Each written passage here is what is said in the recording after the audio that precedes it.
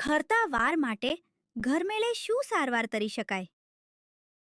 પહેલી વસ્તુ તો એ છે કે જ્યારે ઘરમેળે સારવાર કરતા હોઈએ છીએ ત્યારે આપણને ખબર હોવી જોઈએ કે મને કયા કારણથી મારા વાળ ખરે છે. જેમ કે ખરતા વાળ માટે જો પિત્તની વૃદ્ધિ થઈ હોય, શરીરમાં ગરમી હોય, તો આપણે પિત્ત સામે ઘરમેળે ઉપાયો કરી શકીએ. જેમ કે આપણે તીખો તળેલો ખોરાક છે તે બંધ કરી દઈએ, અથવા તો આપણને એસિડિટી રહેતી હોય તો એની પણ આપણે સારવાર કરી શકીએ. લોહીના ટકા જો ઓછા હોય તો આપણે લોહીના ટકા વધે એ ટાઈપનો ખોરાક શરીર માટે વધારી શકીએ.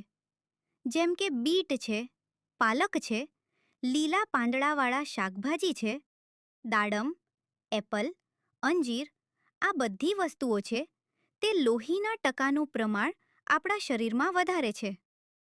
જેમ કે થાઇરોઇડ હોય તો થાઇરોઇડ માટે આપણે એના યોગ્ય ડૉક્ટરની પાસે જઈએ અને એમની સારવાર કરાવવાથી થાઇરોઇડના હોર્મોન્સ નોર્મલ થાય તો પણ આપણા ખરતા વાળ બંધ થાય છે.